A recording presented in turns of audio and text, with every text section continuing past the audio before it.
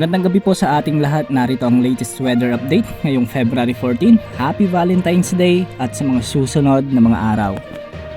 Ngayong araw ay nakakaapekto pa rin ang northeast monsoon sa central at northern Luzon, samantalang easterlies o localized thunderstorms naman ang nakakaapekto sa natitirang bahagi ng ating bansa.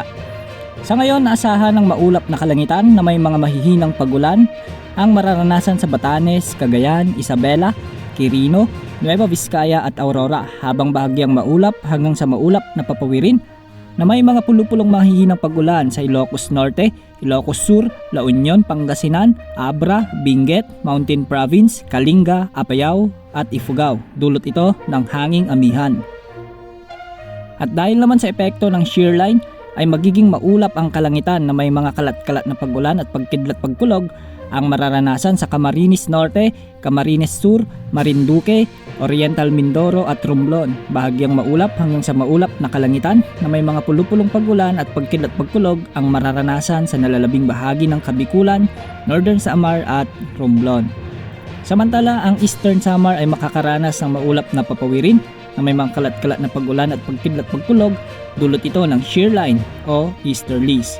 Ang natitirang bahagi ng Visayas, Palawan kasama ang Calayan Islands at ang Occidental Mindoro ay makararanas ng bahagyang maulap hanggang sa maulap na papawirin na may mga pulupulong mahinang pagulan, pagkulog at pagkidlat dulot ng easterlies o kaya localized thunderstorms lalo na sa hapon at gabi. Sa bahagi naman ng Mindanao ay makakaranas ang rehiyon ng bahagyang maulap hanggang sa maulap na papawirin na may mga kalat-kalat na pagulan, pagkulog dulot ng easterlies at localized thunderstorms.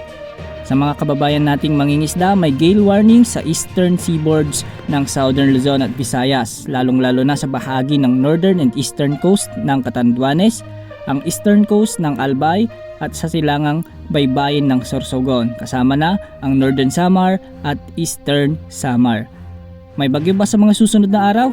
Good news dahil walang inaasahang bagyo na mabubuo sa mga susunod na araw.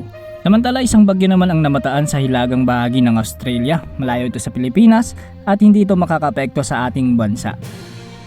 Maging handa sa lahat ng oras dahil bawat minuto nagbabago ang panahon.